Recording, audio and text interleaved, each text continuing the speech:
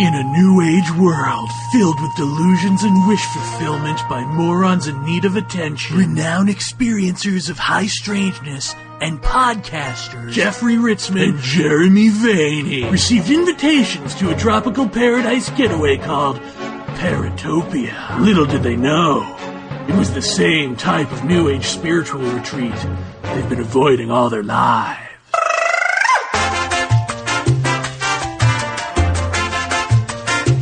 Don't be shy. Television is silly. Dog the bounty hunter is not a dog. Come on, you can shake it. Yeah.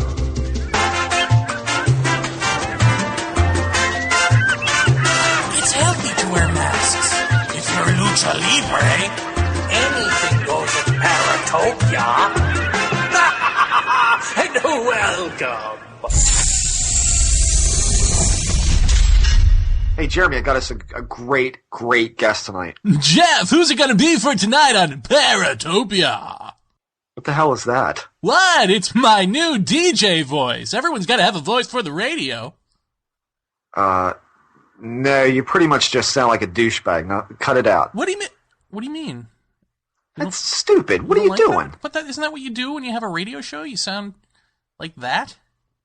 Well, yeah, but that's not us now. Not you, maybe. You gotta have the real radio voice if you're gonna do that. And we all know who has that. Yes. But that's like copyright infringement or something. I can't just Well, it probably is, yeah. Rob Simone. Alright, well, I guess I'll just keep working on stuff until we have what looks like a real decent radio show. But I won't do it using this voice. No! Yeah, let's not do that. Really? That's not doing anything for you?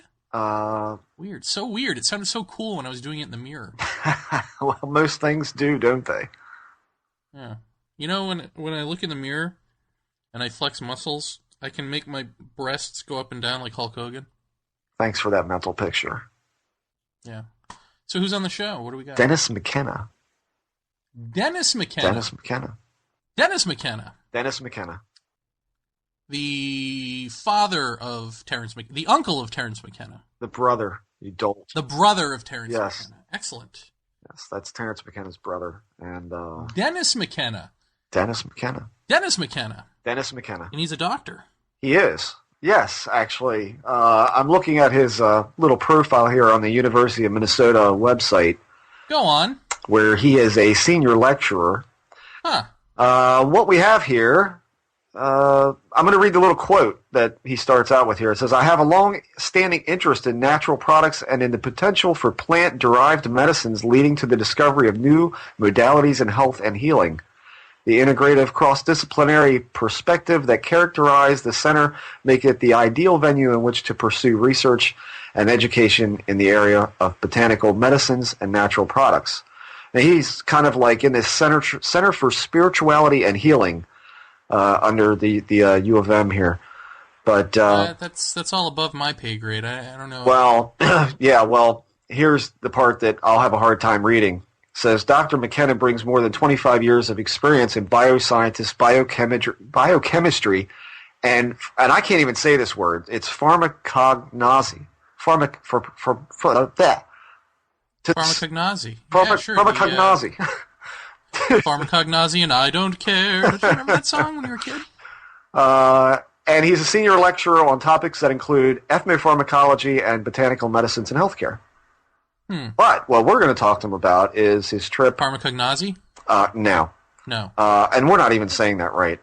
What we want to talk to him about is his work in psilocybin mushrooms and DMT, and his trip with his brother Terrence into La Chorrera down in the Amazon, where they studied these things firsthand and the experiences that came forthwith from that. My God. Well, let's stop talking about it and start talking about it with him. Yeah, he's right there. Oh. Hey, Dennis. Jeff, you got this whole podcasting thing down. Tell him why he's here. Okay. Dr. McKenna, as far as why you're here is because I essentially tracked you down. Why am I here? Why are you here? That's the big question. I essentially tracked down a lot of work you've done and a lot of work that your brother Terrence did with regard to DMT and the psilocybin mushroom, Right. and your adventures at La Chorrera, and I think it's probably going to be a given that we're going to want to have you back multiple times. Yeah, it's not a given that See you how don't this want to come back. goes. Right. That's how much That you want to, yeah, my exactly. reputation is trashed. What's left of it? Right. But I think just kind of to lay a groundwork for people who aren't familiar with what DMT is and what the psilocybin mushroom is and what it does, can you kind of give us a brief overview of like, first of all, what is DMT and what does it tend to produce in people? Sure. I understand neither of you have had direct experience with either one of these compounds. Is that true? No, sir. Not yet, anyway. Not yet. Okay, but you're UFO investigators. Or paranormal phenomena investigators. And experiencer. So, yeah, that'd I be would more say along more of an the lines. experiencer than an investigator. Right. Okay, but obviously your experience has been enough of an impact that you're preoccupied with this whole thing, right? In some ways. Uh-huh. Sure. Yeah. Well, okay. Both those things, DMT and psilocybin, are probably things that you should try and put on your data point, your data sphere at some point, if you can do it, because I do think it has a lot of bearing on this whole question. And just to briefly explain what they are, they're both hallucinogens, or psychedelics is maybe a better term. And so they're, in the same class that LSD and mescaline and these kinds of things are in. But they're in the same chemical class. They're very closely related to each other chemically. DMT is short for dimethyltryptamine, and psilocybin is named after the mushrooms that it was isolated from. But it is also a tryptamine. It's chemically it's called 4-hydroxy, or 4-phosphoryl dimethyltryptamine, but it's converted to its active form in the body, which is called psilocin, is the usual name, but the chemical name is 4-hydroxy dimethyltryptamine.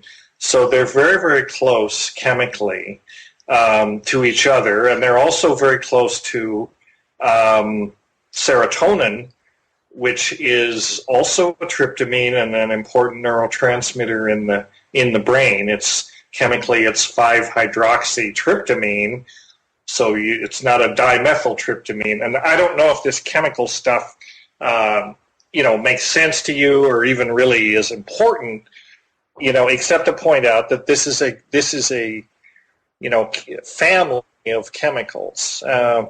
And the chemicals are closely related to serotonin, which is a very important neurotransmitter in the brain that has a lot to do with that mediates a lot of what we experience as consciousness or conscious experience. We know that serotonin, has got its fingers in many pies, everything from the way we eat to the way we sleep to mood to sexual response to obviously perception.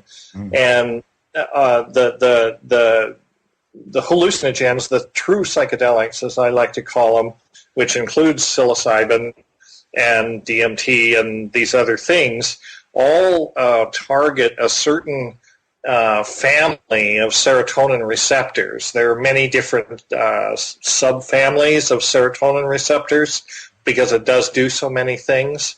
But all the psychedelics, as far as we know, all target a particular subfamily, you might call it, of these serotonin receptors.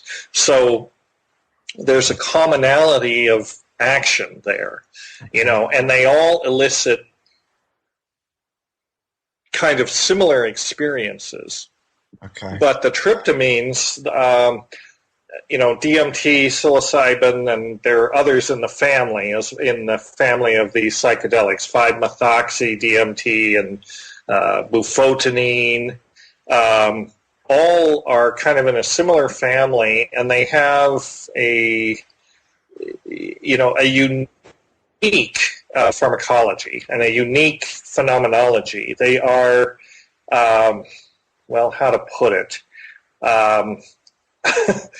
I guess, they have superficial resemblances to the kind of effects that something like LSD has, but an experienced tripper would never mistake psilocybin or DMT for LSD. They are unique, sort of, and they sort of elicit this realm of experience, which I sometimes call the Tryptamine Dimension. I mean, it is qualitatively, it's got certain qualities that these others just don't have. In a blind dose, an experienced person would definitely know what it was. Out of say the three, LSD, psilocybin, or DMT, it would be a discernible difference to know. There would be a discernible difference, yeah, especially with DMT, because DMT, depending on how it's taken, is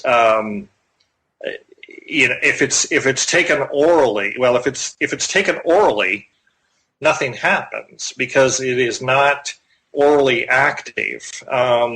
It's destroyed by an enzyme in the gut called monoamine oxidase, and but in traditional South American shamanism, there is a hallucinogenic brew called Ayahuasca, which means vine of the souls or vine of the dead, and it's actually always made from at least two plants, one of which contains DMT, and the other contains these monoamine oxidase inhibitors.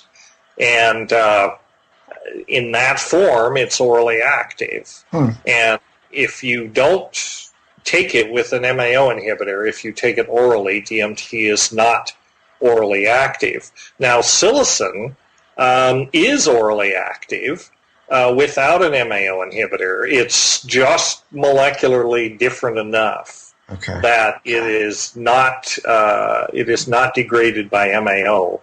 And so without any preparation, the mushrooms are orally active. All you have to do is, stoop over and eat them. Yeah, Pick them and eat them. It doesn't require this elaborate preparation that ayahuasca does. How did they discover to merge those two plants, given all the plant life that's in South America? Yeah, that's what I was going to ask. That is a profound question.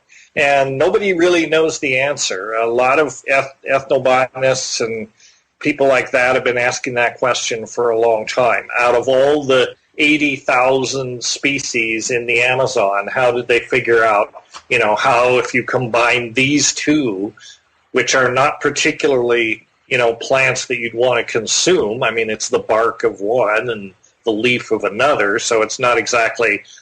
they're not succulent looking or anything. How do they figure this out? Well, interestingly, if you talk to the shamans, how did they figure this out? If you ask them, they will invariably say, well, the plants told us.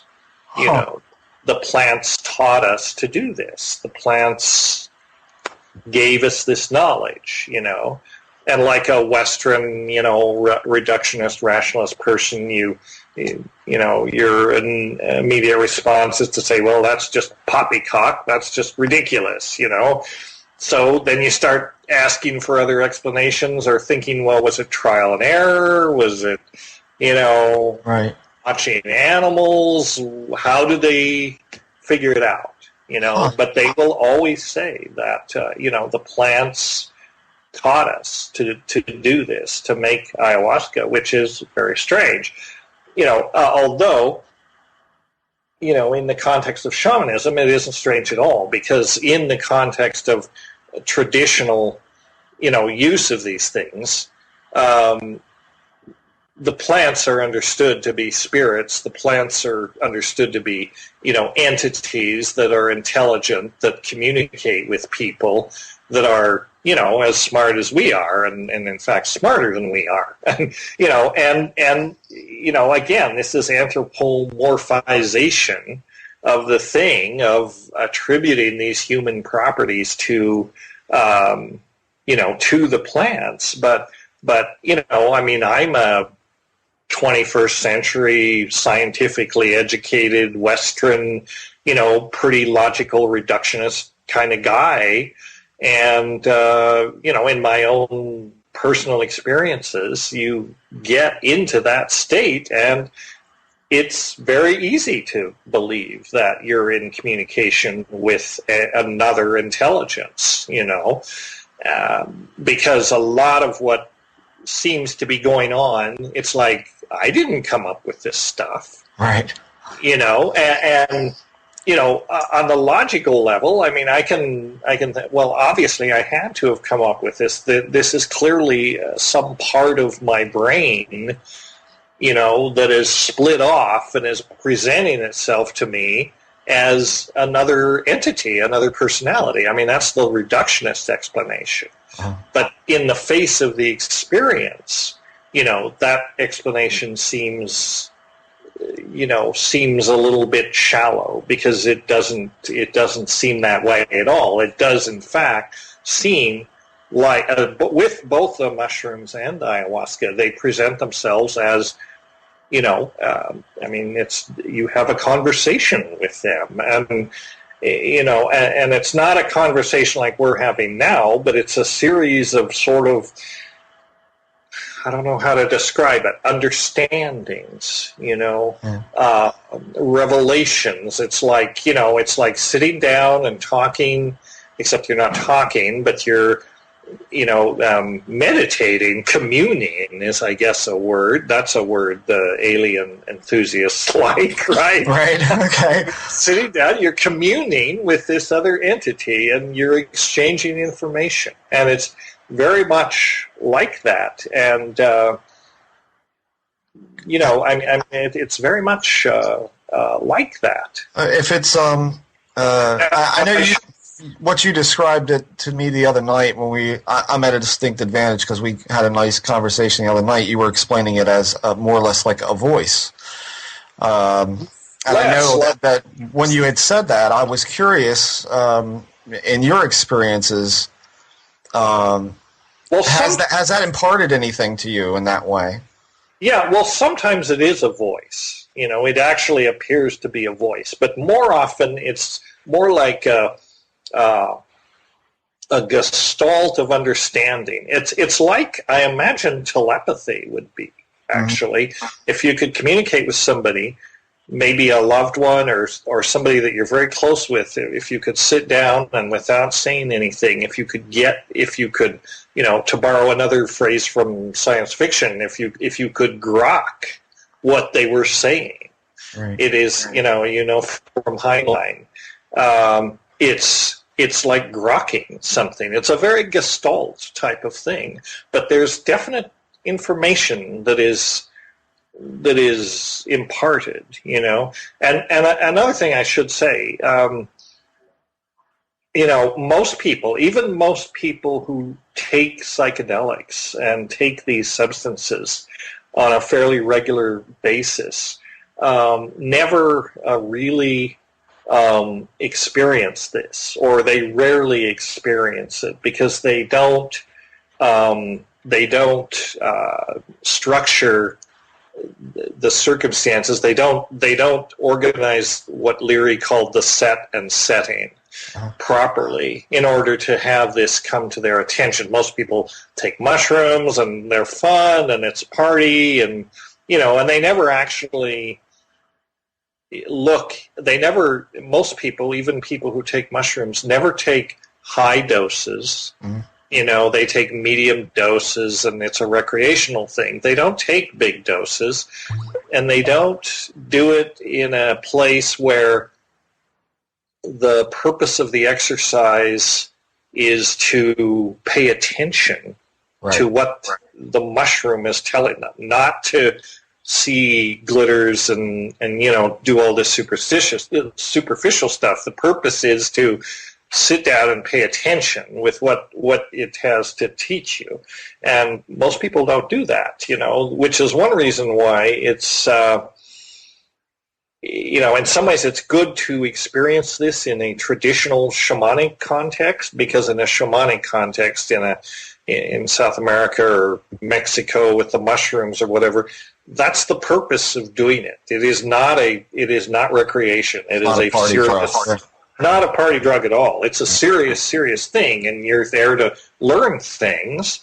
And if you take it under those circumstances, I mean, my brother recommended, and I do too, with the mushrooms especially, and ayahuasca as well, it's the thing, the best circumstance to take it in is in total darkness, or as dark as you can get it practically, and to take, in the case of mushrooms, 5 dried grams of Stropharia cubensis is a good place to start, or Psilocybe cubensis is a good place to start. And, taking that amount in a quiet setting in the dark, well, if you do that, you don't really have to work very hard. I mean, like I tell people, if you do that, you'll be utterly convinced that they've landed. I mean, it comes on, it presents itself, in this very strange way of, being alien or certainly being non-human. It doesn't necessarily, say, okay, I'm extraterrestrial or something like that. It doesn't really present itself that way. It just presents itself as an intelligence, an entity that is, absolutely not human, but that you can communicate with, you can understand, and that knows things that you don't know, and has things to tell you. One of the tricky parts, that again, we used to play this game. It was like with the mushrooms. It was like, okay, so you know so much, and you present yourself as knowing, so much. So tell me something I cannot possibly know. Right? That will satisfy me that you're real, and it's not just part of my brain talking to another part of my brain. How can you actually present me with information that I cannot possibly have known? And you'd be surprised, how tricky that is, because it will. I mean, it will present you with, it will present you with information like that. Like, okay, here's a star system, 4.3 light years from Earth. This is a blue giant with a, and like, oh, wow, well, that's okay. That's pretty cool. Prove it. How do I know? Or it will often show things, in these visionary states. It will show things like 3-dimensional hallucinations with your eyes closed, and you can't tell whether they're machines or they look like machines, but they could be buildings, because there's no sense of scale, right? Or they could be organisms, or they could be, they could be microscopic, they could be subcellular structures. You have no damned idea, what it is, but you do know, I mean, you can see for yourself that they're usually incredibly beautiful, incredibly intricate, and you'd be hard-pressed to think of them on your own.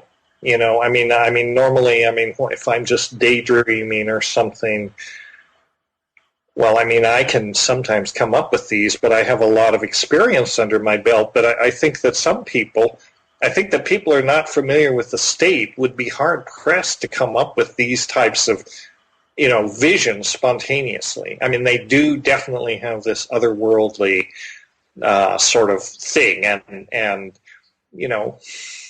so that's kind of the phenomenon. Let me ask you a question. When you're in that state, do you have your five senses? Are you seeing through first person? Are you aware of that you're still in your clothing even? All of that? Is all of that normal? Absolutely. Usually, yes. I mean, occasionally you get so out there that those boundaries begin to break down. But in my experience, even in high doses, you're still you, your ego or your selfhood. Your ego may be a little bit set back, but your selfhood is pretty much intact. I mean, if, you can be in one of these visionary states and, somebody knocks on the door, and it's the neighbor next door or something. I mean, you can totally come back to your body instantly, deal with the whole thing. They have no idea there's anything going on, and then you can go back and go right back into it. So it doesn't really involve loss of control. I mean, some things more than others. And again, it's a question of dose. But generally, you're pretty intact. Now, I mean, having said that, I mean, the first few times, because it's such an unfamiliar state, that may not be so easy. I mean, that's part of what shamanism is. That I mean, not that I'm a shaman, but after you get some experience under your belt, you sort of know how to deal with these things. The first few times that you do it, there's nothing threatening about it. In fact, it's quite pleasant usually. But the first few times, you want to go to you want to take extra steps to make sure that you're not disturbed, that you don't have to deal with anything in the real world if you can possibly avoid it, and it's not that you can't, but why, avoid it if you can, because that does kind of disrupt the whole thing.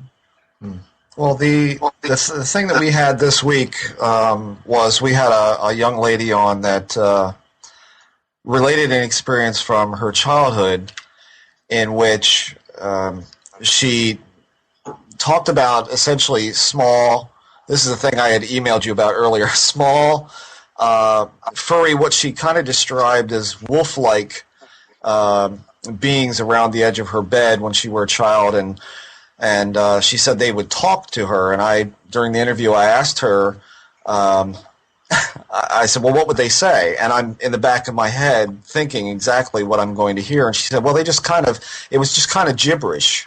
And I said, well, what were they like? Were they friendly? She said, well, yeah, they were friendly, but there was something like you had to keep your eye on them. And you had to, you wouldn't want to turn your back on this kind of thing. And I'm like, I started laughing just to myself, and I put my head in my hands, and I said, I don't know how much more connective this could possibly get, because this is exactly what I've heard people talk about when they talk about the DMT experience, which is seeing these beings that appear as some sort of self-transforming machines, but you're not sure exactly what they're made out of. And these are the people that I've so often read about that sing things into existence to show them to you at a pretty, what I understand is a pretty manic pace.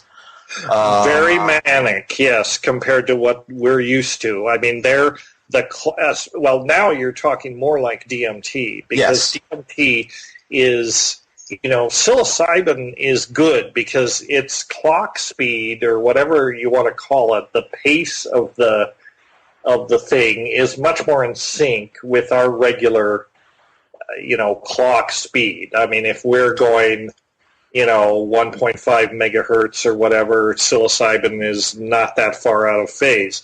But DMT is like accelerated, and I often say, in fact, DMT is kind of like the speeded up tape version of psilocybin, where you do have this feeling of acceleration. I mean, you actually have a feeling of moving at sub-relativistic velocities, and it's all unwinding. It's so fast that you can barely process it. In fact, you can't process it.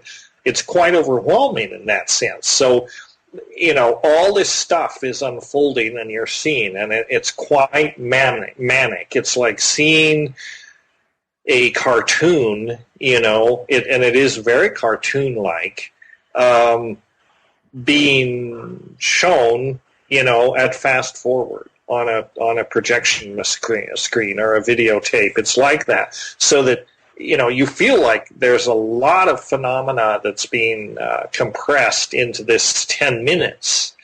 And, at the end of the 10 minutes, you feel like, okay, a lot happened, and I don't really know what the hell happened. Right. So it's hard to process it. You don't come away with much, in a sense, except an overwhelming feeling that you've just seen something incredible. It's very ecstatic. I mean, you feel happy. You feel exalted. You feel, more than anything, you feel astonished. I mean, it's like you witnessed a miracle or something. Is it the same every time It's for hard this kind of thing? DMT is pretty much very often, with variations, it is pretty much the same every time, or very similar, but, it goes so fast, and this stuff is presented so fast. It's this download of information into the brain. So you in some ways, I find the psilocybin experience or the ayahuasca experience, which is essentially very similar, I find them much more useful than DMT, because it's like you've slowed down the tape in a way to a point where you can comprehend it, and it's like, okay, I can deal with this. This is much more the rate at which I can sort of process this, I can interpret it. It's not like I'm being, thrown down this well of multicolored imagery and crazy stuff that just kind of, it doesn't have the roller coaster effect. But are the and I guess the way to put this is that a lot of people talk about the entities within a DMT experience, and I know that Dr. Strassman has written in his book that it's not just the DMT types. It is also, he said there were humanoid looking people. There were things that really creeped me out on the way home listening to this on the iPod, which was mannequin-like beings and things like that. Now, on that side of things, does the mushroom present that kind of effect at all? I mean, the thing is, you have to remember a couple of things. One is that, everybody's an individual, right? So everybody's experience is unique. Mm-hmm. Some people see those things. Other people don't see those things. Some people sometimes see those things and not other times. Mm. The other thing you have to remember is most of these things are interpretations that you make after the fact. I mean, that is something that I've noticed, particularly with DMT. You're scarcely down. You're scarcely back from the thing before you reach a point where the mind is trying to make sense of this. You're utterly overwhelmed with what happens, and you're already constructing hypotheses, about what did I see? Were there entities? Were they machines? What were they saying? You're trying to put all this in a framework to make sense of it, because this is what we do.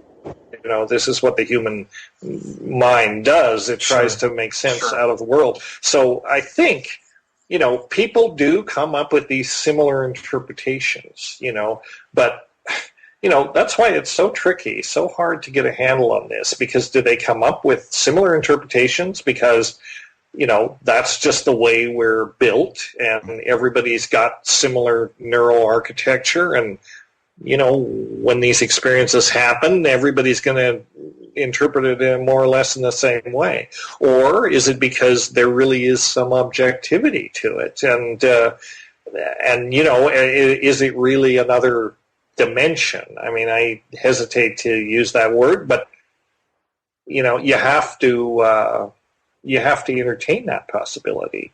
And the same is similar with ayahuasca and mushrooms. Same thing, although less.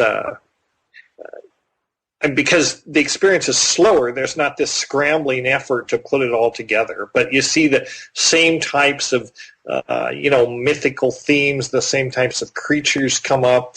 Again, this is where something like shamanism is very useful. If you look at the paintings, of Pablo Amaringo, who is a Peruvian ayahuasquero who paints his visions, if you look at those visions, every one of the entities in there that he paints, he didn't just dream these up. They have a place in the cosmology, of ayahuasca. I mean, they have names, they have roles. He can tell you what each one is, and and of course their interpretation is religious, or that kind of thing. Does your emotional state going into this predict the type of outcome you're going to have? If you're scared, will you see something scary? If you're happy, will you see something Not necessarily, no. Going into it, smoking DMT, there is usually considerable trepidation. I mean, there is considerable fear. And, you'd be nuts if you didn't have a little fear, right? Knowing what was going to happen. But usually, almost always, that drops away immediately. That isn't even operating anymore. It's like, okay, I know I'm going to step over the cliff here, but once you've stepped over, it's like, okay, I'm in the hands of the gods or whatever, and I'm just, floating along, and I hope I land safely. So the fear goes away. With mushrooms, with ayahuasca, there can also be an element of fear. Sometimes the things you see are frightful, or ugly, or ought to be frightening, but are not.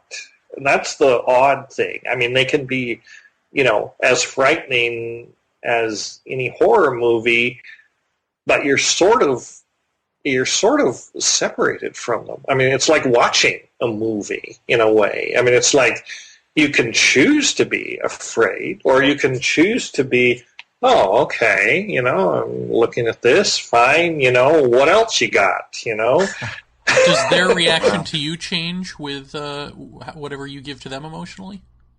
It does. Yeah, it does. It actually does. You can modulate the experience quite a bit. You can say, okay, I don't want to see all these monsters anymore.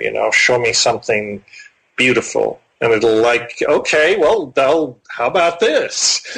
Wow. And so there is a certain degree of, there's a certain degree of control over the thing.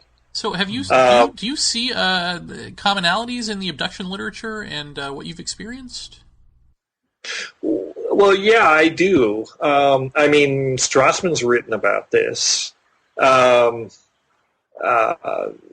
lot, and the people that he was working with, he was giving them DMT, he was giving them high doses, he was doing a dose escalation study, he was giving them, he was giving it to them intravenously, which is, about the most direct way you can give that drug. And things didn't really get interesting for those people. Well, they got interesting, but they didn't get into this alien abduction territory. And until they got to really pretty substantial doses, and then it began to manifest. And I have to admit, I have probably not taken high enough doses of DMT to really go to that place. But I certainly have had enough experiences like that with high doses of mushrooms, and it's a very similar kind of thing. And it's, you just had to be there, kind of thing. This is why you have to do this to really get what I'm talking about. You have to do it under these controlled circumstances, and you'll see what I mean. It's like they're very matter of fact about it. I mean, this is the odd thing. If you take high doses of mushrooms under these circumstances, it just pretty much manifests and says, we are, if not extraterrestrial, at least alien entities. We've had an evolutionary relationship with your species, ever since the beginning, and we know a lot, and we're basically controlling evolution, and we're controlling the emergence of intelligence on this planet, and and the world is not like you think it is, because I say jokingly about ayahuasca, but I mean it seriously. I often say, if I get one message from ayahuasca, it is, you monkeys only think you're running the show. Yeah. And it's very insistent about that. It's like, no, you're not running the show, and you don't know shit. Why is it? Why is it that you would be able to, take a substance and have that kind of very clear message come to you, but if you're an abductee, there's all of this just complete terror and no concise message like that. I mean, have abductees been included in these experiments? No, that's a good question, and I think the answer is complex. I think, for one thing, when you take the drug, there's a degree of control. Something strange is going to happen. You expect something strange is going to happen. So you might be afraid, but you're also, in some sense, pumped up for it. You're ready for something strange to happen. And so when it starts to happen, you don't get too upset. Abductees, apparently, these things happen to more spontaneously. I mean, I know I would be quite alarmed, if it just started happening. I mean, I would wonder if I was losing my mind. I would wonder, being experienced with psychedelics, I would wonder, has somebody given me a psychedelic without me knowing? Or is there something, even stranger than that going on? So I think part of it is the spontaneity of it. I think part of it, we don't know really.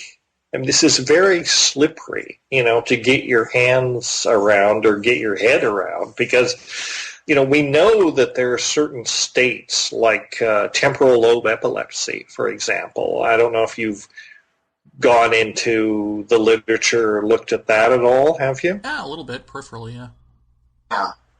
Yeah, personally?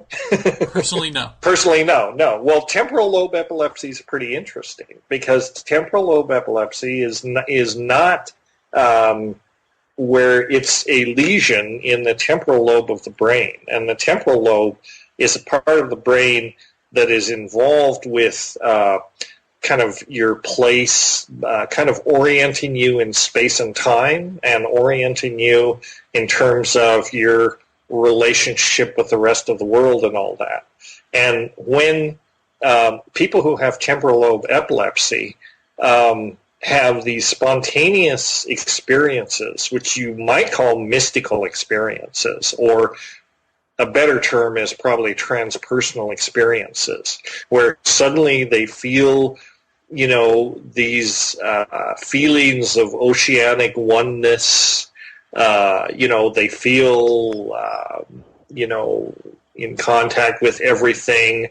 They have ecstatic experiences. They have revelations. They have, and they often, there are certain, they have personality types, which seem to be a characteristic of the epileptic state. They're often preoccupied with metaphysical questions. They will think about philosophy and religion and all this, and they often write long screeds. They do hypergraphia. They have wild theories about how the world's put together, and they are compelled to put these things down. And they have, and they're prone to saying things like, suddenly it was all clear to me, or, the moment I've been waiting for all my life, has come, right? And they have these types of experiences. Now, I'm not, don't get me wrong, I am not trying to reduce this to illness, and I'm not trying to reduce it to like a brain thing necessarily, whether it's a brain damage or something. I'm not really trying to put it down. I'm just saying that, in the realm of phenomena that can be looked at, and probed scientifically, which repeatability is an important criterion in science. That's why the psychedelics are so interesting in this respect, because, they are molecular probes that enable us to look at these altered states, at these very peculiar states of mind, like alien abduction type states, under controlled circumstances. And so they're very valuable. It's very hard to, one of the problems with the whole study of the alien contact, alien abduction phenomenon is you can't set that experiment up. You just have to wait and hope that it happens, and hope that, you've got your wits about you when it happens, or the cameras are running, or whatever it is. But things like temporal lobe epilepsy and psychedelics, you can actually approach this stuff in an experimental way. You can set up an experiment, and then you can pull the trigger and see what happens. So I think that's very useful.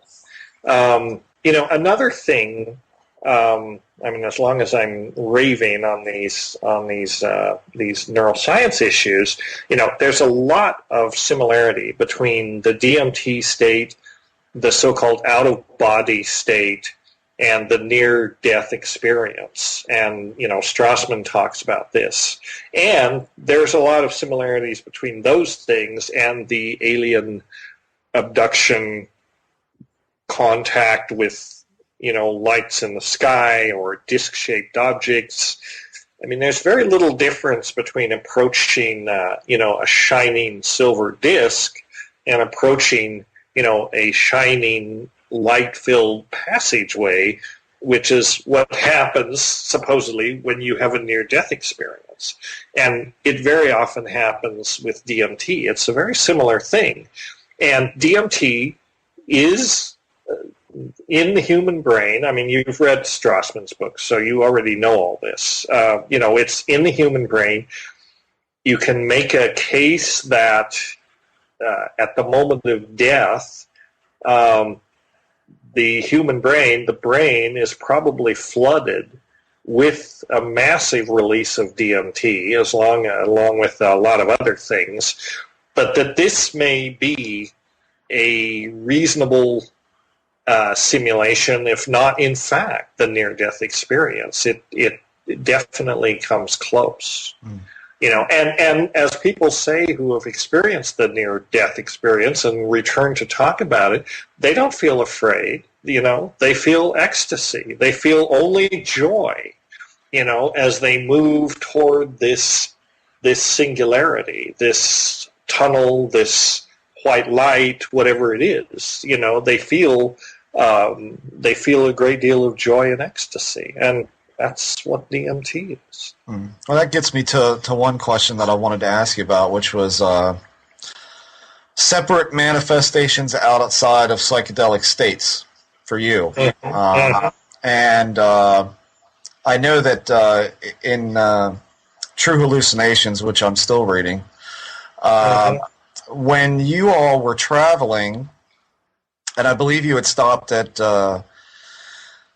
one place before you reached La Chorrera, which was kind of like the place where you met where everybody kind of unloaded their baggage to a certain point to lighten the load for the hike into the jungle. And Terrence wrote in there that you all had seen a light in a field that apparently was there, and you all were trying to kind of chase it around or get up to it. And then later on in the book, of course, Terrence talks about his UFO sighting, which was pretty profound in my opinion, because I've heard identical similarities to that I spoke to you about on the phone. Right. Which was the typical, George Adamski, completely, vacuum cleaner, hubcap, kind of thing. Yeah, like that self-contradictory thing. So it was a joke, right? Yes. And that's the other thing about DMT, and especially about the mushrooms. Ayahuasca less so. Ayahuasca is more sort of stern, but the mushrooms are very mischievous, and very funny. It's like they're playing with you. It's like they have a great sense of humor, and they're very sort of elfin that way. And it's just the sort of thing you would expect them to do. Right. Yeah. I mean, what do you say to that when you hear about and experience yourself things that are outside of a psychedelic state that are manifesting that look similar to what you see in a psychedelic? In other words, that bleed over. I mean, what are we really supposed to do with that? Because what are we? Well, yeah, I don't know. I don't know what we're really supposed to do with it. I mean, I don't know. That's the thing. At the end of all this talking and speculation, I come around to saying I don't know. What the hell is going on? And it's very sort of frustrating. I guess if we knew, we wouldn't have to talk about it. I'm not sure, But right. It's something about the way that that our brains are, the brain mind, synthesizes reality and puts it together. And I think maybe that's what it is. I don't believe for a minute that the aliens come from, other star systems. I think there may well be aliens in the galaxy, and there may well be other, in other star systems, but the likelihood that they are here hanging around and carrying out, proctological examinations on people that they, sort of randomly abduct from lonely places, it strikes me as so unlikely. Doesn't it strike you that way? It strikes me as more or less that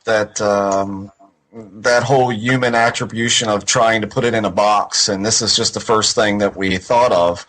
And I don't know if I told you or not, but when Jeremy and I went to Washington, D.C. to take part in this basically like a disclosure conference of sorts, we usually go to kind of do our little interviews and talk to different people in the field. And at the end of this, Jeremy stood up in front of all of the panels were laid out and the whole crowd, and he said, I'm just curious, you all are laying out this big diplomacy pattern for what's going to happen when this is all disclosed, and you don't even really know that it's extraterrestrial, or do you? And what proof do you have that it is extraterrestrial?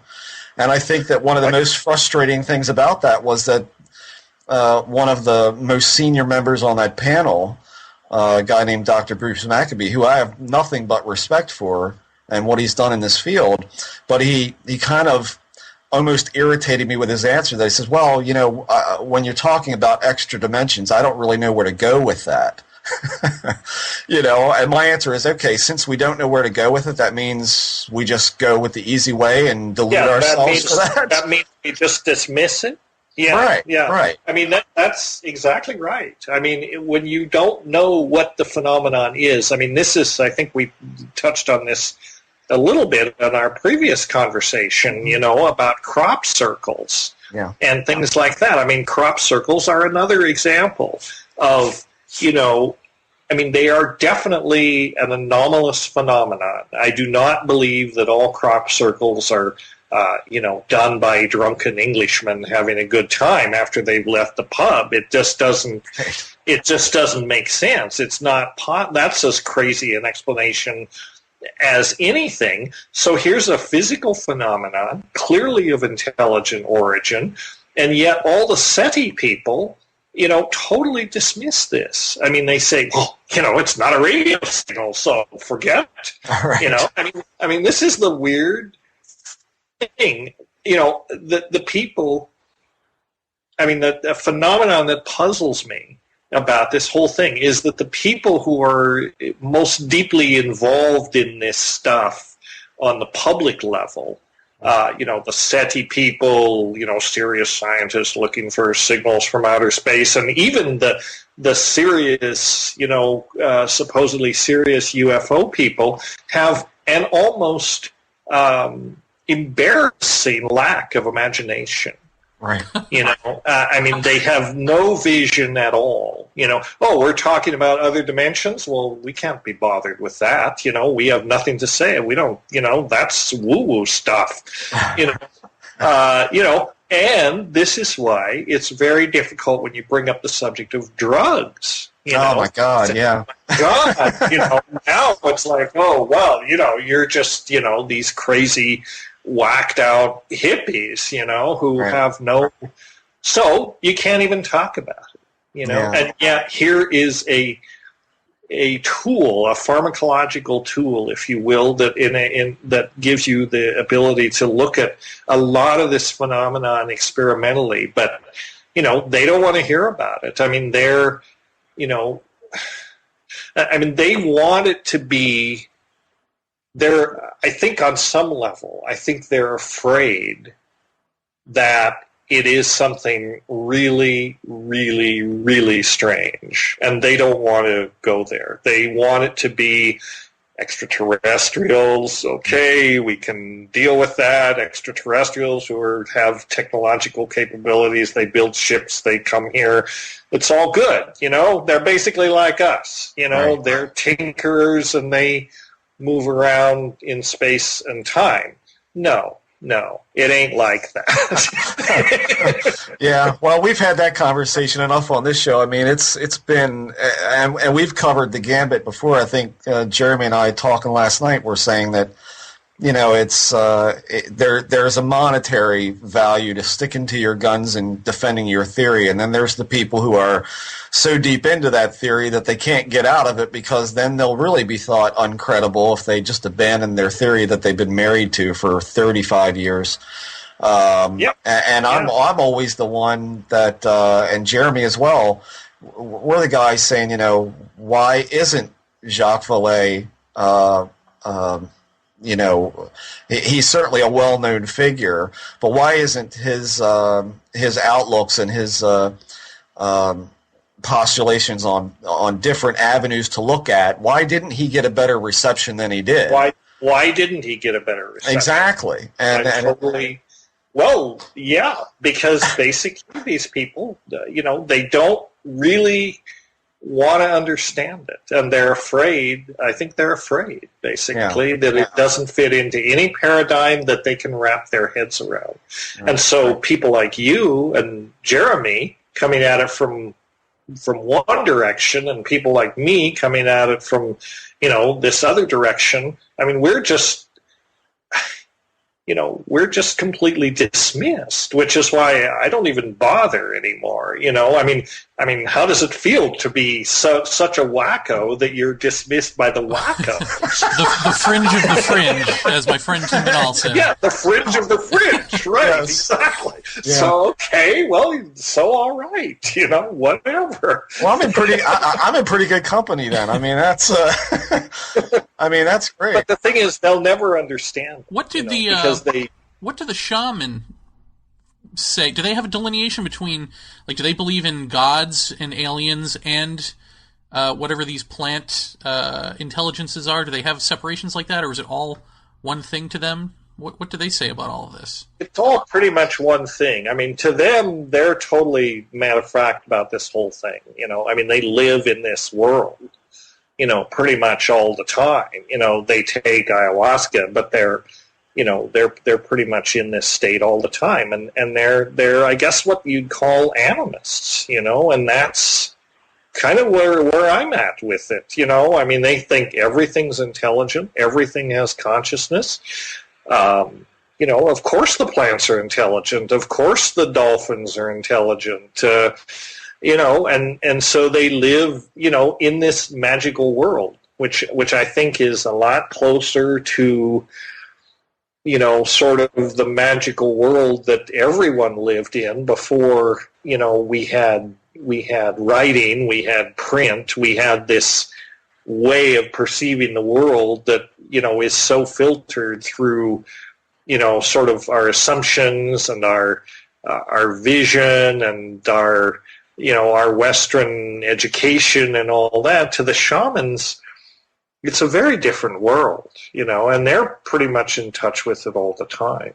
I mean, just as an illustration, just as a trivial illustration, I'm an ethnobotanist. That's partly my day job, and I was researching Amazonian plants to treat schizophrenia. I had a grant to do that, so I hung out with a number of shamans. I got to know one pretty well, and I said, so, okay, what plants do you use to treat schizophrenia? And he said, well, we have two.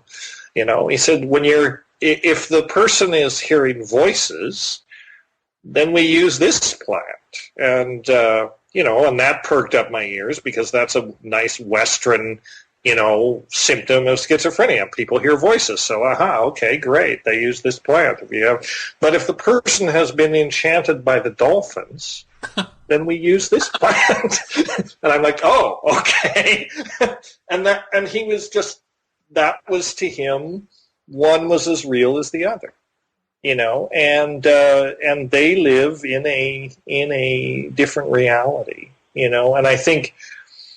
And this really comes back to the way that, I mean, our brains, this conversation about drugs, is so stupid to my mind and so trivial, so sort of superficial because, I teach a course on drugs, culture, and society at the university, and I put a quote up from Salvador Dali, who said, I don't take drugs, I am drugs.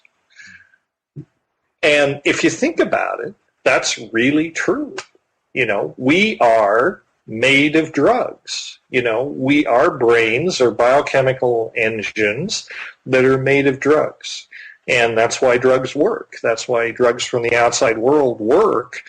You can take them and they interact with these receptors, and these receptors are the coevolutionary relationship of the fact that we've co-evolved with all these plant chemicals, and over the course of evolutionary time. And basically what I'm getting at is that, the brain, what we call reality, is really a hallucination. We are living inside a hallucination. And, what we call reality is a fiction or a myth that is constructed by our brain in order to enable us to navigate through the world. And, in order for us to make sense of things and survive and not step in front of buses and things like that. I mean, it has a certain, correspondence with external reality, but the model of reality that our brains construct, it looks nothing like reality. I mean, the physicists tell us this. Our instruments tell us that reality looks very different. And it's electromagnetic waves and things like that, and process and qualities like color and smell and texture and beauty and all of these things. These are all supplied by the brain. By the human perception that takes in information from the outside through this sensory neural interface, filters it, interprets it, mashes it together, synthesizes it all together, and creates the reality hallucination. And then you step into the reality hallucination, and that's where you live. That's where we all live. And we have a close enough correspondence between these different realities that we all live in that, there's definitely something objective there. We have we're sharing the hallucination to a certain degree, but, we can change the signal slightly. I mean, it's kind of like tuning a radio or something. You can tune another channel. You can take a drug and change the nature of this sensory neural interface. And things change, but it's still the same reality, only our model of it and our interpretation of it has changed. What do you think about the possibility that as a species we, on the whole anyway, stepped out of magical thinking into this rational materialist mindset so that we could build ourselves up in that way and become more almost individuated as a species to then reincorporate ourselves back into that larger picture? Do you think that's the next step? Do you think that's possible? Yeah, I think actually I do. I think that's very possible. I think that may be why we had to go through all this. In a way, we had to separate ourselves from the matrix. We had to, in fact, develop an ego, develop a point of view. We had to eat of the fruit of the tree of knowledge. I mean, literally, that's what we had to do. That may be what these psychedelic plants are, on a mythological sense. They are, in a way, you've got your non-conscious, non-linguistic, non-technological primate, kind of living in the jungle, having a great old time, not thinking a whole lot, not thinking in a rational sense anyway. And then at some point, and in fact Terence has speculated on this, and I have as well, that, the chance encounter of, with some of these psychedelic plants might have been a triggering event that led to the emergence of consciousness. And maybe that's what these things are there for. I mean, this is what the mushrooms, but this is what the mushrooms will tell you. In the same way that, the shamans say, well, the plants told us, how to do this. If you take the mushrooms under these experiences, they'll pretty much present this as, this is what's happening. And it's like they're not presenting it they're not trying to convince you. They're not trying to say, try this idea out. It's like, hey, man, this is it. And you're like, what? Don't be ridiculous. But there it is. Well, the more I hear you talk about this stuff, and I think I mentioned to you that I've kind of been riding this idea for quite a while, at least as it applies to our interest in all this, is that over the course of years and people that I've spoken with, it seems to be a constant as far as the experiencer syndrome that Jeremy and I are a part of, is that the more attention, the more focus or borderline obsession on the subject, and not just asking the simple questions, but asking the deeper personal questions, seems to make things manifest. And the more I'm hearing you talk, the more I'm kind of getting the idea that is it something that I've always said this has a lot more to do with us and our nature of perception than it does, as I said before, of little green men from Planet X. But I'm with you on that. Yeah, going from that, I'm wondering if I always kind of had the idea of windows or doors that somehow thought was opening up or intent was opening up to allow these things to manifest here. But I'm wondering if what's happening now is the focus of intent or thought changing our or possibly altering our perceptions in order to see what's already there that we just can't perceive of in a normal state, or what we define as normal, quote unquote normal state, or whether that's just that slight shift in perception that is allowing these things to be seen, as opposed to I think that's very much true. I think that's very much true. It's a way of entraining ourselves, as you say, to see things that are always there, but that we don't normally see because of the nature of this sensory neural filter this hallucination. And the hallucination that we construct for ourselves is not simply based on our, on our neural architecture, our physiology, the way our brain is structured. It's also conditioned by culture and history and all of these things. Right. This is why, again, if you hang out with these shaman, you realize that, they live in a different world, and their reality is as valid as your reality is. And your reality, it's close enough that, you can walk down the trail with them and have a conversation and, all of that stuff. But what they are seeing when they walk through the jungle and what you see are two completely different things. They see so much that's going on, that you don't see. Right. And probably if you reverse that situation, if you took one of these guys and put them in the middle of Manhattan Island at rush hour, then you'd be the one that's more on top of what's going on, and they would be very confused, Right. So I do agree. I think that that's a lot of what it is. I think that these are tools that enable us to learn different ways of perceiving. And I don't know. I mean, I don't know if there's anything more to it than that. I mean, certainly the thing that fascinates me about it is the whole similarity to, and not as a whole, but there are definite connective threads that I'm seeing between the experiences that we've had and psychedelic experiences. And I described other types of paranormal experiences. Paranormal, exactly. Yeah, and I was recollecting what you described to me the other night about your lost time experience and being at the Chesapeake Bay and then being like 6 hours away. Right. And just recollecting that, phenomena like that are described in shamanism all the time. There's a word for it, in fact, called bilocation. You've probably heard of that. It's being in two places at once.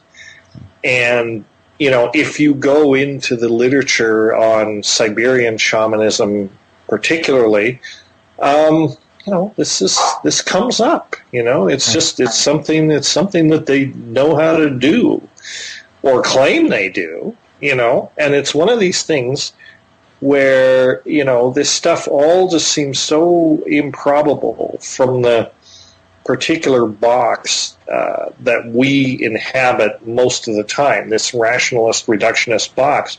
It's so easy to dismiss all this. Right. And so, I mean, most of the time, I don't know if you're like me, but most of the time I do inhabit a rationalist reductionist box, but I mean, because it seems like a good, sort of initial stance in some ways. Skepticism is always good. Absolutely. In a certain sense, approach it with skepticism, but also you have to keep an open mind. And that's, I think for me, that's what psychedelics have done. They've said, okay, you're welcome to your skepticism. Just remember, you don't know shit. Right? Right. Yeah. And so stay humble, and keep your mind open, because you might learn something. Well, there's a question out of your experiences at La Chorrera that I've got to ask, because it's pretty much dumbfounded me in the book, which was you walking through the jungle with no glasses on in the middle of the night to all of these different locations, right. that your brother described as being a shaman's walk. Am I saying that right? Or that kind of experience. So what,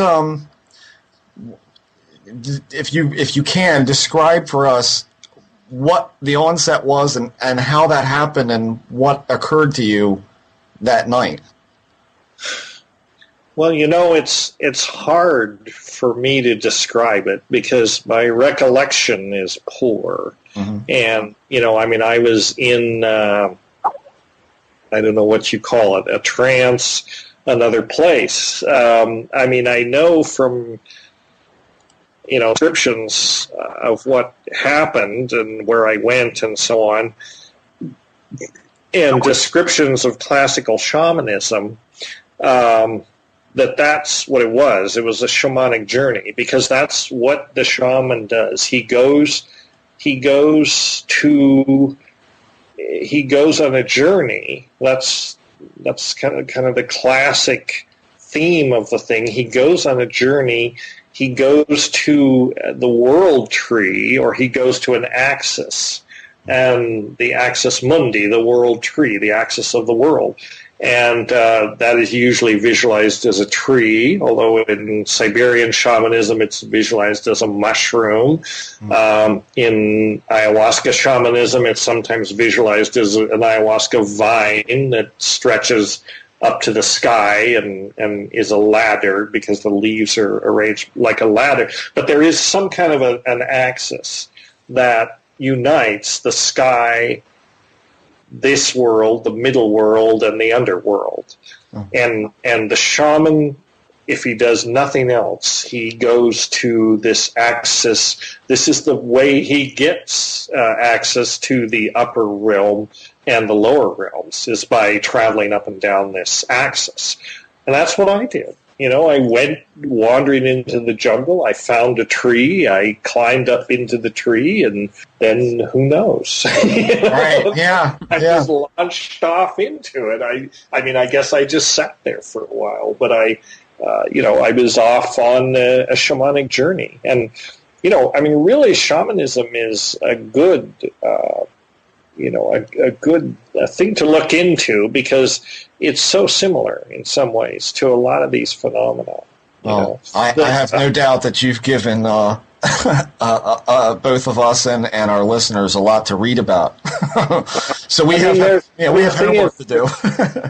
Yeah, well, there's a the thing is, there is a whole literature around this. So it's not like, and it's outside the writing about UFOs and extraterrestrials, and yet, I think it can shed light on this. So one of the things I wanted to ask you about, and that we didn't discuss, but I'd like to ask your own experience. One of the things that I think is part of this whole mix is are some of these, in the abduction experiences, are some of these dream states, and particularly paralytic dream states.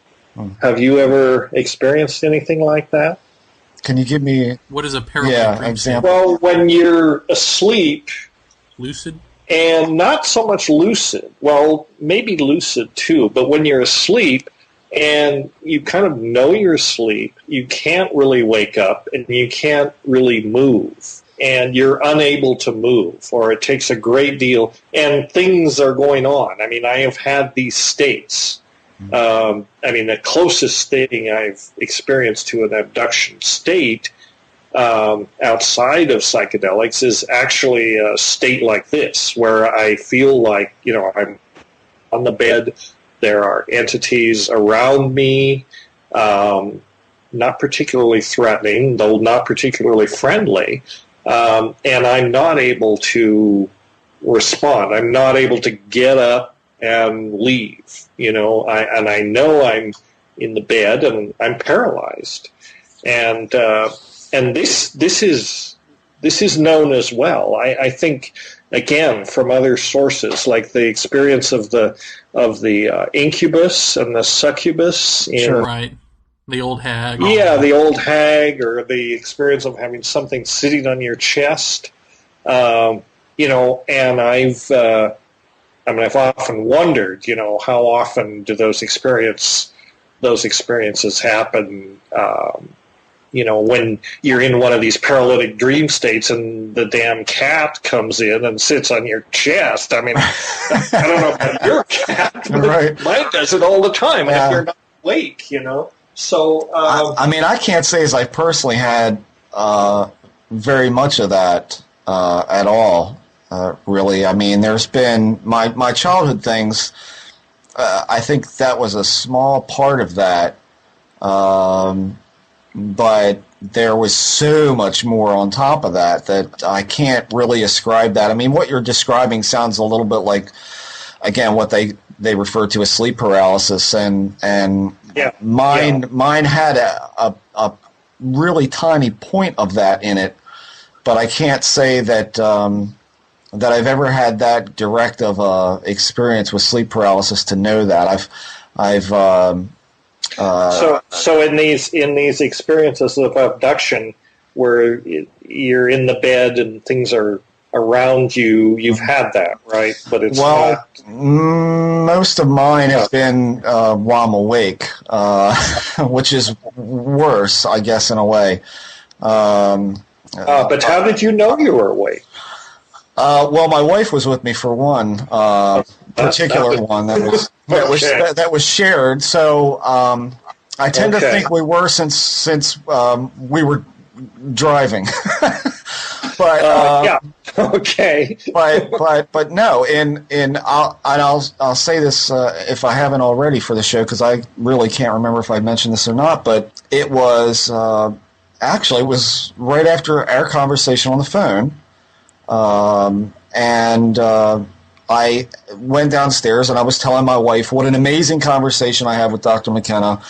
And we talked for about 2.5 hours, and then I called Jeremy, and I was telling Jeremy about this. And again, going from that standpoint of the more attention that's paid to this, or more the focus that's going, and of course, conversations like this, which are so deep and ultimately, to me, really meaningful, that seems to almost manifest something. So that night, I went to bed. I actually got a bowl of ice cream. I was sitting in my easy chair watching TV for about an hour, and then about 2 o'clock, I fell asleep in my chair.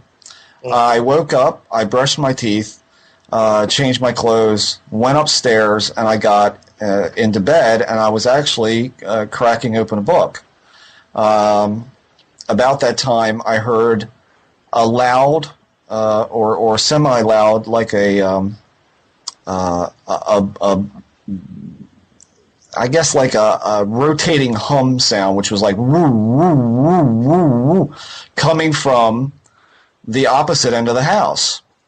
And at first thought, I said, well, it's probably a helicopter, because I have heard them. We're in a Cape Cod house, so we get kind of a weird little acoustic thing going on with the peaked roof, and it got louder, and it didn't seem to be moving away from us. It seemed to be moving over top the house. To which at that point I kind of just laid there and began to think a lot of what I've read that your brother's written a lot of what you and I talked about, a lot of what Jeremy and I have talked about my fear regarding this stuff. And I said, I might as well stop with that and just kind of pay attention. And so I laid there, and I could not believe how loud it got, but it wasn't a shrill sound. It was a very low sound, to the point where the pillow underneath my head, I could feel the percussion of the revolution of the hum in that pillow. So it was definitely something very deep to be able to pull a percussion off like that. And for a second, I debated, should I reach over and try and wake up my wife, Lisa, and she was laying beside me. But when I went to roll over, I noticed that the bottom half of my legs from the knee down didn't seem to want to work.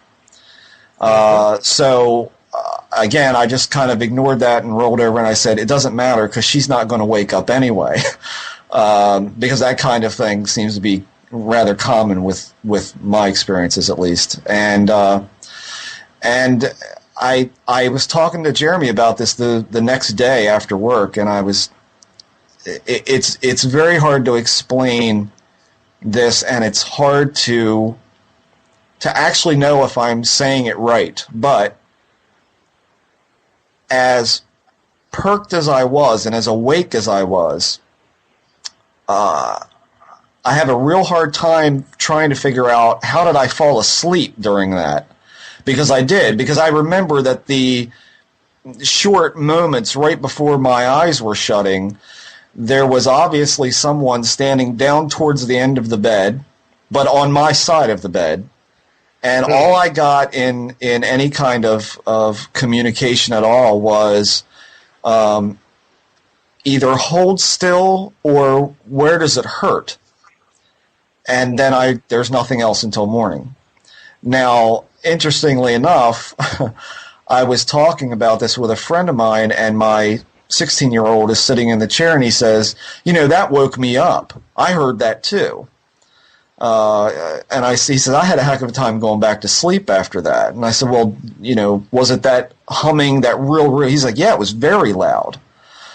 So again, I got to wonder, am I, by the talk and the focus of all this, is that what's facilitating some kind of manifestation of all of this?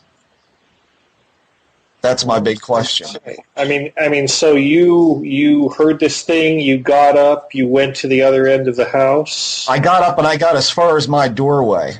Okay. And then I basically kind of twaddled back and got into bed and just laid there thinking, okay, I'm not exactly sure what it is, but as the seconds wore on, it was pretty obvious that this wasn't a helicopter, because after a while you start to hear the chop of the blades, and I didn't hear that. Right, it just continued with that same revolutioned hum.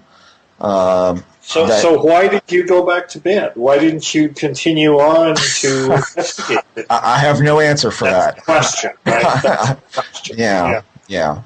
So, well, that's kind of where I'm at. I mean, I told you on the phone, I have a great amount of fear regarding this stuff, and that I got to say, that was kind of a pretty good milestone for me to be able to lay there and just wait and watch.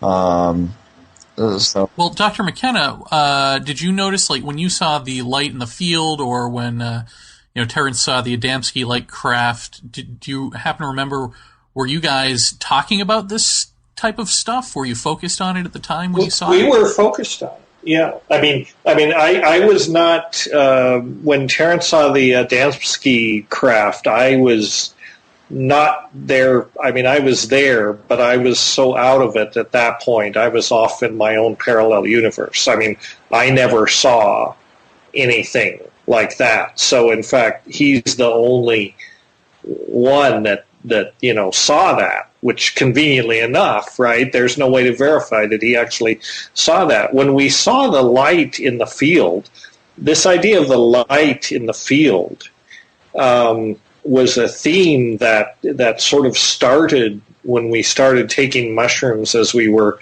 as we were moving down the Putumayo and then up this other river, and we were taking a lot of mushrooms, far more than probably we should have been. But this idea that, there was a light in the field, and it was a mushroom or it was something, we were very much talking about it, But of course, we were 3 sheets to the wind. I mean, we were loaded on mushrooms. So what can you say, But very much at La Chirera, if you've read, you've read True Hallucinations, this theme that, we were trying to follow these instructions that were being downloaded to us by this entity, whatever it was. We called it the teacher. That was as good as anything, I guess, to call it, that was trying to instruct us how to make this artifact out of, sound and DNA and mushrooms and all of this.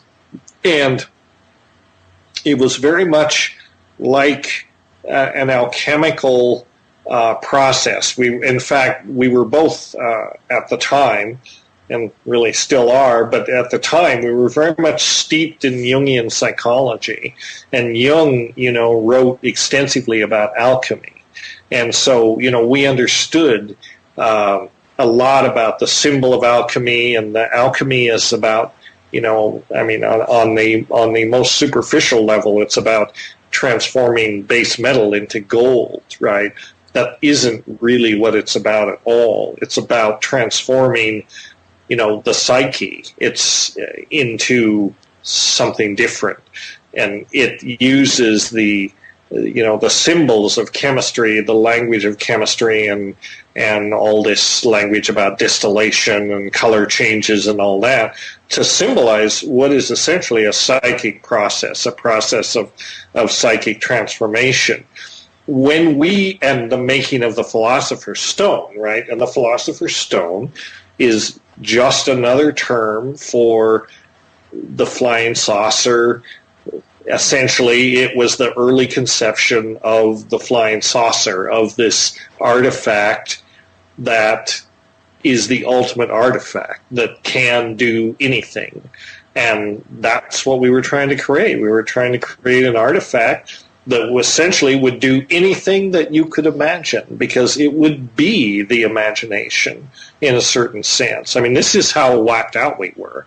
We actually took this stuff seriously and tried to make this thing. And, and when it didn't manifest the way that we predicted it would, what did happen was that, something had to give, right? Something was going to happen. So what happened was that we underwent this simultaneous psychosis, which could be called a psychosis, that lasted 14 days or longer, that, but could also be construed as a shamanic initiation, because all of the themes were there. The themes of, in shamanism, another thing that comes up again and again in shamanism the world over is that the shaman undergoes initiation, and that process involves being torn apart, literally torn to pieces, and put back together again in a way that is different, so that they are actually a transformed being.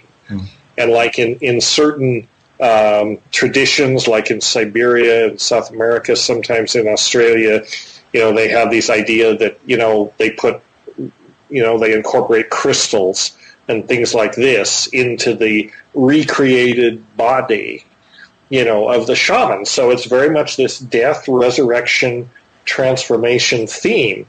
And that's what we thought we were doing. That was what we were trying to do. And that was kind of the conceptual framework in which we were doing all this stuff. And one of the themes, over the course of this psychosis, stretched over a couple of weeks, and actually longer than that, actually the rest of our lives in some sense. But the idea was that, you in alchemy, you've got to condense the stone.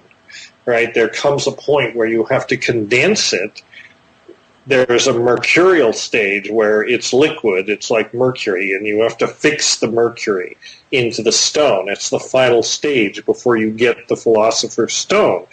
And so a lot of what was going on at La Chirera was our attempts to predict when this stone was going to condense and when we were going to essentially call it in, call it in from outside, like calling a flying saucer in or calling, visions in from outside, as shamans will do in ayahuasca. That's very common that, they will go out, they will go to the edge of the clearing, smoke some mapacho, sing an icaro, and bring the visions literally in, from outside, and suddenly everything is engulfed.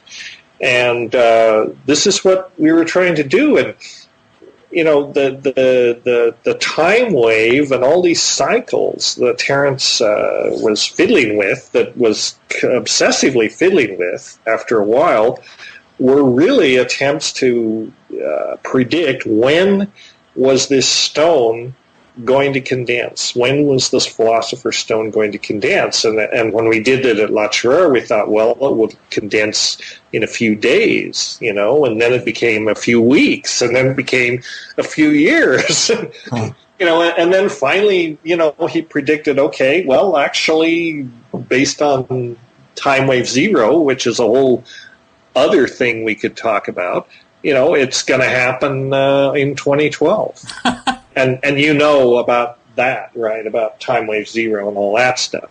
I don't think I do. I know various theories on 2012, and maybe it'll sound familiar if you start to explain it. Well, he's one of the meme creators about 2012. It's not only the Mayan calendar, although conveniently enough, the Mayan calendar also ends in 2012. But he talks about it in True Hallucinations. But if you want to learn more about it, you can read The Invisible Landscape, which is the first book we wrote on this whole thing. And The Invisible Landscape, presented itself as as essentially as nonfiction, as an attempt for our attempt to make sense out of all this crazy stuff.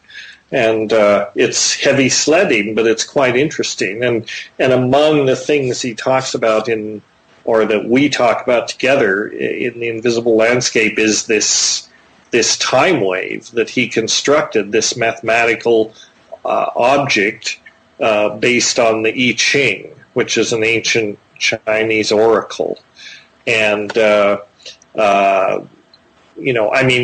out of, La Chirera and all of these things, if there was actually an alien artifact that was created, this was it, probably. It turns out to be a mathematical idea about the structure of time, and how time is structured and how you could actually predict the end of time. If you could analyze this mathematical wave in the right way. Now, I have to say, in the years since, I've become very skeptical of the time wave idea. I mean, I think it's a very interesting idea, but I think Although he came to 2012 separately from the Maya? Yes, actually he did. Huh. Mm-hmm. Huh. Yeah. That's interesting. Yeah, I do remember this. Nancy Burns at UFO Magazine wanted me to read all about it for a writing assignment, actually. So I guess this is the signal that I need to do that. Right. Yeah. Well, the Invisible Landscape is the book, and now there's plenty of other writing about it. Everybody and their dog is weighed in on this. Huh. So there's lots out there. If you just Google time wave zero, all sorts of stuff will come up. Well, I think we're going to add the Invisible Landscape to the Paratopia book club, and so can we convince you to come back in some months coming and talk some more with us? Because we're out of time. Yeah. No, I'm happy to do that. Yeah, you know? great. Yeah, no problem. It's been a very nice conversation. It's not every day you get to talk with people that are as crazy as you are. That's right. So, well, there you go. There it is. But seriously, Dennis, we want to thank you so very much for coming on and taking time out to talk with us this evening, and it's been awesome as usual. I'm happy to do it. I hope you can get something coherent out of this. Thank you, sir. It's been a pleasure, gentlemen. Thank you, sir. So, Jeff, was that your little dream come true interview? Was that everything that you had hoped and wished for? Yeah, but we still got a long way to go with that. I think we've got probably a lot more to talk to him about, and a lot more to explore, and I think we got to do it. I think we actually got to do it. And you've said that to me before, that there's really only one way to understand exactly what he's talking about, because some of it is apparently indescribable. Yeah. And I'm still skeptical that it's the same thing being tapped. It very well may be, or it may be kissing cousins of the same thing. But yeah, there's really only one way to know, and that's to do it. Yeah, I guess we're exactly. So if you audience members would like to hear me and Jeremy take a trip on mushrooms live on the show, send your emails to nothing like handling this with the utmost degree of caution and and sincerity. No, I don't. That was a joke, folks. I don't think we'll be doing that. But we will. I do. Yeah, but I don't think we'll be doing it on the air. If I do it, I will record as I go. I mean, if it's true that that you retain your sense of self and have your wits about you, then I see no reason to not be like, Stardate 664, Captain's Log, or whatever, and just go along until the mushroom kill me. Well, maybe one of the board members or listeners can chime in on it, but I've got a friend of mine who has pretty significant experience with the mushroom, although he admits that he's not taken the right dose to get the voice or the presence or whatever you want to call it that both the McKenna brothers talk about. And Terrence made it pretty clear that, if you don't get certain effects with DMT or with the mushroom, you just didn't take enough. These guys weren't fooling around with piddly doses. These were high doses, just like Strassman's DMT thing apparently were pretty high doses to achieve that breakthrough experience. But a friend of mine said it is kind of weird because it's not constant, and maybe somebody on the board or a listener can confirm this for me, but he claims that it comes sort of in waves, that you start out, you can feel it coming on. Now, I don't know what that coming on feeling must feel like, but apparently that's when, a shadow on the wall can start flapping like a bird, and you're okay with it. You know what it is. You know it's the mushroom doing this. And that's what he saw was, he was in the bathroom taking a leak, and he looked up on the wall, and there was a shadow from some towels hanging. And apparently that shadow began to move. It began to wave like a bird. But he said that kind of comes and goes for a while, but it gets more pronounced every time you do it until you peak, he says, and then it starts to go down the other side of the mountain where the effects are less and less noticeable each wave that comes up. So, I was pretty amazed to hear Dennis say that you can sit in your room and somebody rings the door like Domino's, oh, let me get that. Hold on a minute. And get up and answer the door, and nobody's the wiser. I'm sure at some point you really don't want to move or don't get up or something like that. But when I mentioned that to a friend of mine that, who, like I said, has had these experiences with this, he said, well, there is a point where you kind of almost got to keep yourself occupied or pay particular attention to the person you're talking to if you're in that kind of situation, because your mind is easily distracted into, like, if there's a picture on the wall, you'll start kind of like, oh yeah, look at that, and meanwhile the guy's talking to you about, well, sir, that's $11.95. Yeah, right, $9.95, right? Huh. Okay. Oh, what was it again? So I think that would actually make me feel a little better, knowing that you get kind of a breather during all of that. Yeah. So.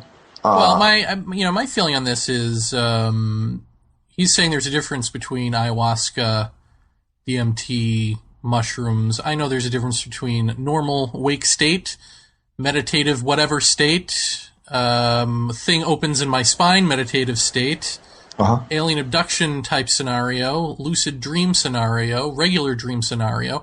I mean, so I have, given all that, I have no reason to really think that these are going to be mirror images of, where your head's at during an abduction. However, that doesn't mean that it's not going to be opening something real or giving you access to other dimensions, let's say, for lack of a better term. But so I really want to find that out. And if it is something else, I mean, if I have the wits about me, I'd like to ask whatever this magical intelligence is. Right. All about it, all about alien abductions. Do you know anything about it? Let me tell you what I think you'll hear when you ask that. Go ahead. You don't know shit, Jeremy. That's right. Which is why I'm asking, asshole. Will be my reply, and then I will have a heart attack mysteriously. Right. You'll wonder what happened. Let me ask you this. What do you think, being as you have the whole energy thing going on, what do you think its reaction might be to that? I don't think anything unless I took the drug or the mushroom or whatever and then went into that state. I mean, that would be something that I would try to do, would be to, immediately enter that and see what happens, but I don't know. Have you, you don't drink at all, right? No. So really the only, you've never had the altered state of consciousness from any sort of No, the most was when I was in the hospital with a bad back and they put me on morphine. And did it react to that at all? No, I mean, it doesn't seem to react really to anything. I mean, I didn't go into any sort of meditation stuff while I was in the hospital. Okay. I was just on morphine, and that was great. So it doesn't necessarily. so it doesn't necessarily do anything outside of a meditative state. You can't feel anything as reactionary to any stimulus outside of something. No, I mean, sometimes it tries to trigger itself, or sometimes it does. I'll wake up moving around and realize, oh, I'm asleep and this thing is working. Or I'll just be sitting around, whatever, hanging out at a friend's place or something, and my hand will start moving, or my head or something, or standing waiting for the subway, and it'll start trying to walk me somewhere, that kind of thing. Oh, you're one of those people. I'm what you call cuckoo for Cocoa Puffs. Yeah, I mean, it sounds like a very heady experience, but, like I said, I see a lot of really odd, similar things about it. Now, that doesn't mean that that's absolutely what it is, but it could be a puzzle piece to it. I wonder if I wonder if the kind of like what I was saying in the interview, which is it's given me a new perspective kind of on the more you give, the more you get thing that I've been thinking about for a long time. Right. And I do have to wonder if it's more along the lines of our thought is altering our perceptions at the time to be able to see things that are already there. And manifestation comes next. See, that's the part that I'm having the problem with is, yeah, you're seeing these things in the psychedelic state, but why are they manifesting outside of that? I mean, Terrence had his UFO sighting, and he says in his lecture, "I wasn't loaded. I was up all night. I was insomniac." And he mentions that to his benefit, somebody would say, "Well, you were loaded on mushrooms, so who knows if you saw that or not." But he said the good part in his favor is that he is aware by direct experience of every known hallucinogen, and he knows what those effects are because he's experienced them firsthand, and this was unlike anything he had ever experienced. So, but he said, real, who is to say? Would you be disappointed if it turned out to only be superficially the same, but actually not exactly what your abductions are, or, whatever word you want to use, experience? Well, I'm hoping that it isn't.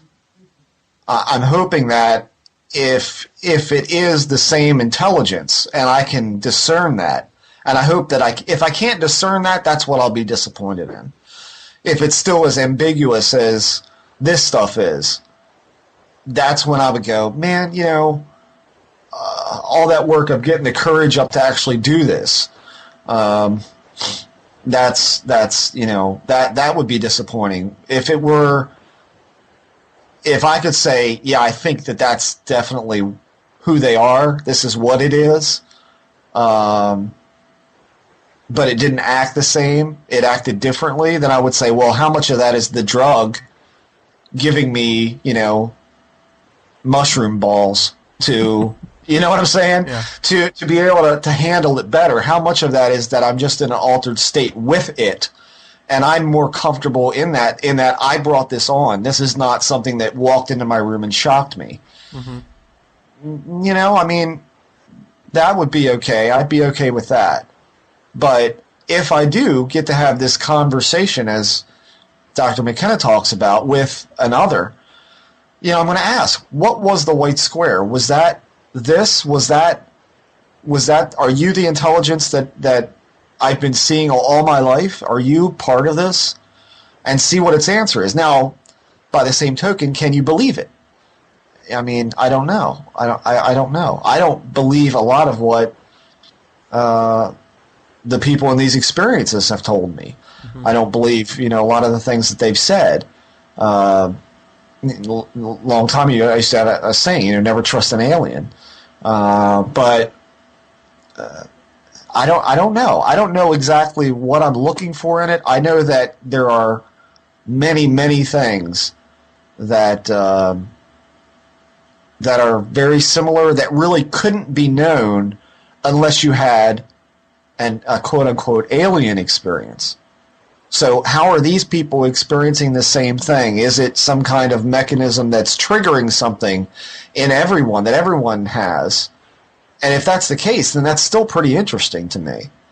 I mean, I've always said that, hey, if this is all in our heads, which I have very grave doubts that it's all in our heads. I mean, again, multiple witnesses and people with you during experiences, so it's clearly not that. But years ago, I used to say, even if this is something that is all in our heads, if everybody's having the same experience, that is kind of interesting. Mm-hmm. And in DMT, it's repeatable. So, that's another famous McKenna quote. What we drug people that you UFO people don't have is repeatability. And a lot of people report the white room with the DMT beings singing these things into existence, the babbly language. And, I mean, how would Reagan Lee, have seen and experienced the personality of these small fuzzy beings around her bed chatting at her in this gibberish, and she felt them to be friendly but wouldn't turn her back on them? That's exactly what people were saying who've experienced a lot of DMT and have been to that place so many times that they build up a familiarity to it. Mm-hmm. They say the same things. They're like friendly, but they're almost like the one account that I read was a woman compared them to stall market people in India, where you say, no, I'm not going to buy that, it's too expensive, and they'll literally walk down the aisle behind you. Wow, 5 cents, 3 cents, 2 cents, and think, this guy could potentially, this isn't a little scary. Mm-hmm. I mean, that's kind of the used car salesman attitude that these things have. And they can also apparently be very insistent. Terrence relates that as he went back time after time and became more and more familiar, that the objects that they were singing into existence became more and more complex. And they were saying to him, do it, do it, do it. And he would say, I don't know if that's pretty, well, do it, do it. They got really insistent. So there's that weird offsetness of, they're nice and friendly, but I still wouldn't turn my back on them. But don't feed them after midnight. That's right. Don't feed them after midnight. So it's all that kind of stuff, and it's the way the voice is related. When I had the conversation with Dennis on the phone, I mean, the way he was talking and just the demeanor of the voice and the personality and all of that was like, you're talking like my aliens. I mean, that's what they talk like. Their sardonic humor, their you really don't know what's going on, do you? And then when you postulate something at them, it's, oh, are you sure? That kind of, it's just weird. I mean, that's what's got me really intrigued with this stuff. And ordinarily I'd be the first guy to say, well, you're on drugs. But the more you read, and the more you see the medical studies on this stuff, it's like there's something there. I just can't figure out exactly how it fits. How does it then manifest from a psychedelic experience into something that 4 people in a row can see? Yeah, and there are also obvious, talking about the shaman who they're torn apart, and these beings place crystals inside of them and all that. I mean, if that's not your average abduction where they are implanted with something, I don't know what is. So there's stuff like that that is clearly, obviously similar, and and also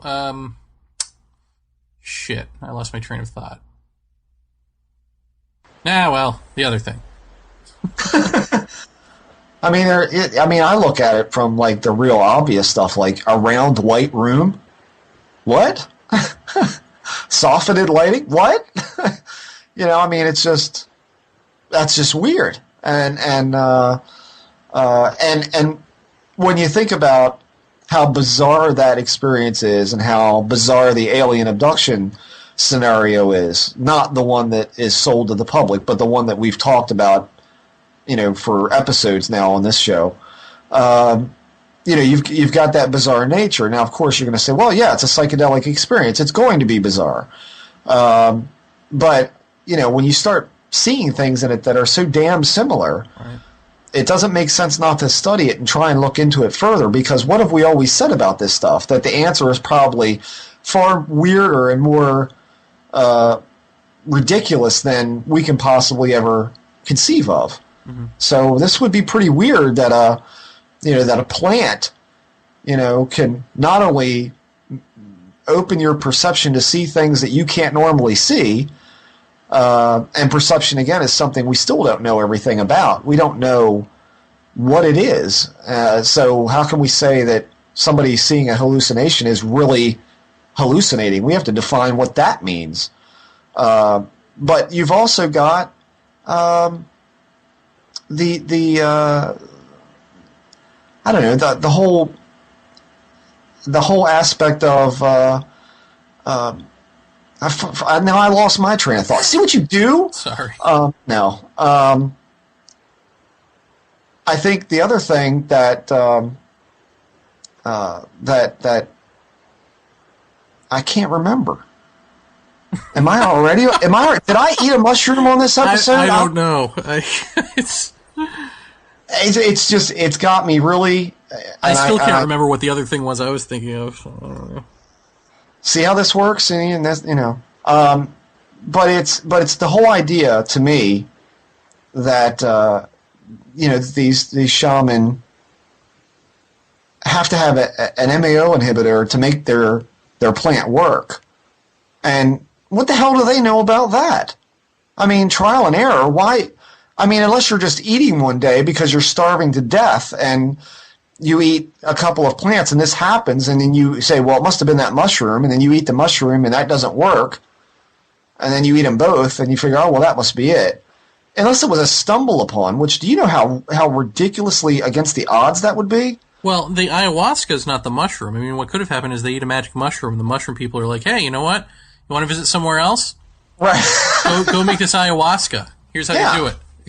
Yeah, I mean, the plants told them what to do. What to do. I mean, so, I mean, at that point, you got to wonder, and you know what kind of, when you hear stuff like that, there was something I wanted to bring up in the show that I forgot about, and that was a woman that I met really early on in actually getting actively involved in studying people's cases and interviewing people and doing investigations here and there.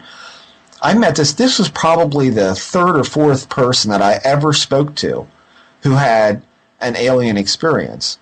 And she had many, and I was just looking for someone to talk to about the experience.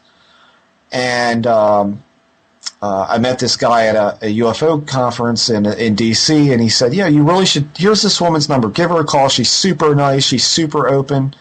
And she's very coherent, literate, really smart girl. I said, okay.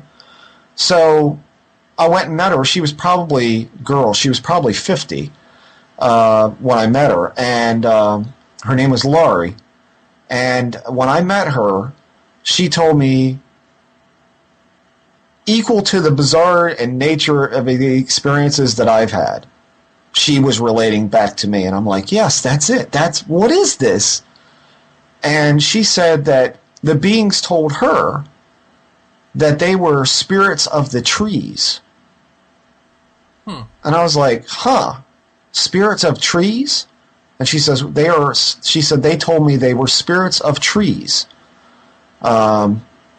Which is weird because it's kind of, I don't know, kind of tandem to, the mushroom told us, right. These I kind of perked my ears up with that. And I'm like, that's a little similar to that. So you've got these really weird connective things, and I'm not, all I can say is that's it as far as a direction for me right now to study. I think I've been more enthused over this than anything that's come up in recent years. Mm-hmm. And of about the past 10, I've been fairly burned out on theories. I've leaned more towards the, I guess the dimensional aspect of it more so than anything else. I think the ETH is ridiculous, but I didn't know really where to go to study something like a dimensional or perceptual angle of it. And maybe this is a possibility of a direction. You finish your book, we'll do the shrooms, and we'll reconvene. We'll do a panel discussion with a whole bunch of surprise guests. Surprises to not just our listeners, but to us as well. Because we don't know who would be on that panel, but...